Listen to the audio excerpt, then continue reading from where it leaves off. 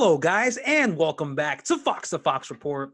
Well, this was supposed to be the pre-match review of Leicester City versus Norwich City FC. However, with the recent news of Norwich City FC requesting that they have this match postponed due to a hefty amount of positive COVID cases, the Premier League has granted that request and now will have to wait for a later day to play the Canaries.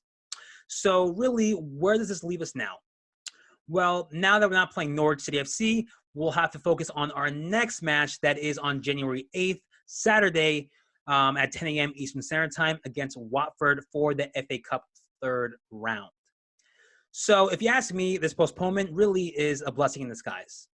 I say that because we have been working our butts off for the past couple of days playing Man City, Liverpool 2 times, and when you go up against teams like those, you're going to have to work really hard. And with that, that comes a lot of risk of injuries, especially when you have a short amount of time to complete those matches. It was 3 matches in 7 days. So definitely that did cost us some players who are now out. Sayunchu, Ricardo Pereira, Jamie Vardy recently has a hamstring injury and will be out for 3 to 4 weeks, as well as Patson Daka, Harvey Barnes, who wasn't there.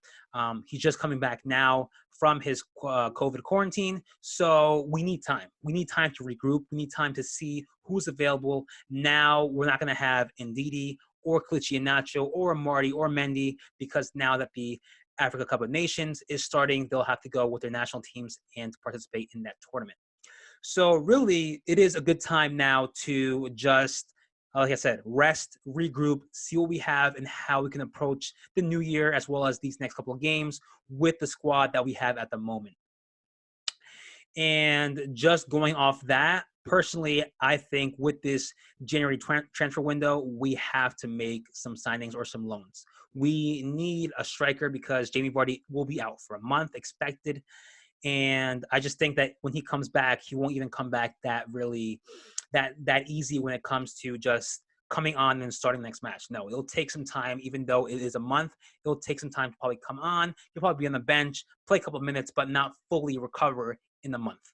So we'll have to probably make maybe just one forward signing, a loanee maybe, but more so defenders. We need defenders. We don't have Sayunchu, we don't have Evans, we don't have Fofana. We're missing a lot of people now with Wilfred Ndidi, who was taking place of that center back role and pretty much working very perfectly, but now he's not going to be there for an entire month. So we'll have to see who we have. I don't trust Vestergaard. I don't trust Ryan Bertrand. So we need to make some signings there.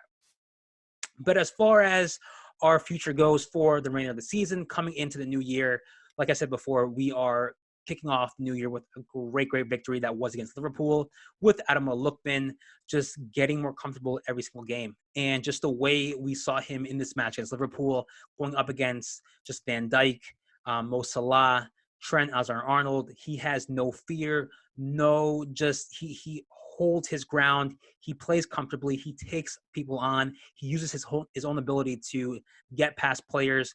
So it's really just a great thing to see from Lookman, and definitely gives you questions on whether or not we should sign him permanently. So we'll have to look into that, as well as Harvey Barnes. He's coming back from his COVID quarantine, so we'll have to see how we can fit him. But if you ask me, I think Adam Lookman looks great on the left wing side. So we'll have to see what we can do.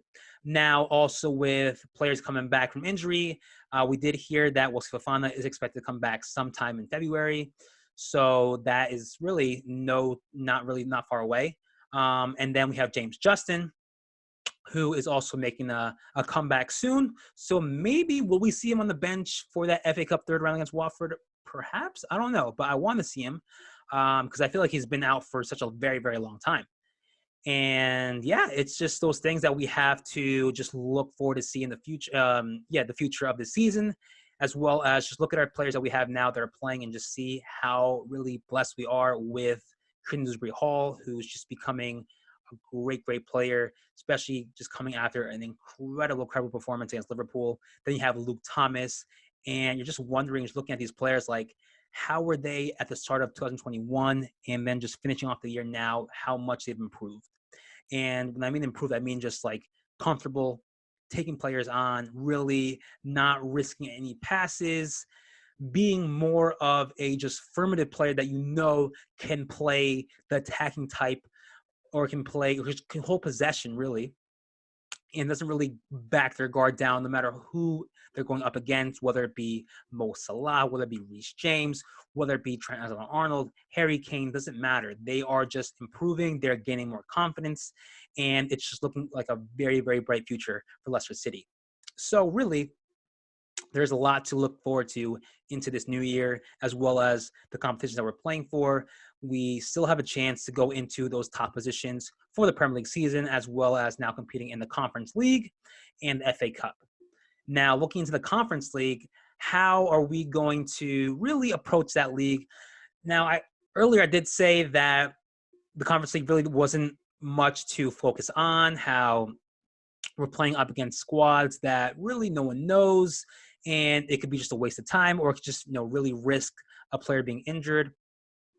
But frankly, of course, I guess the main idea of our team and of every single team that competes in their league is to make it to a European competition. So as far as chances go and opportunities to play in Europe once again for the following year, we'll have to win the Conference League as well as the FA Cup. So we have chances there. Also, where we finish off in the league. So, of course, even though we want to have that goal to reach Champions League, it isn't bad to have that goal to also just compete in Europe.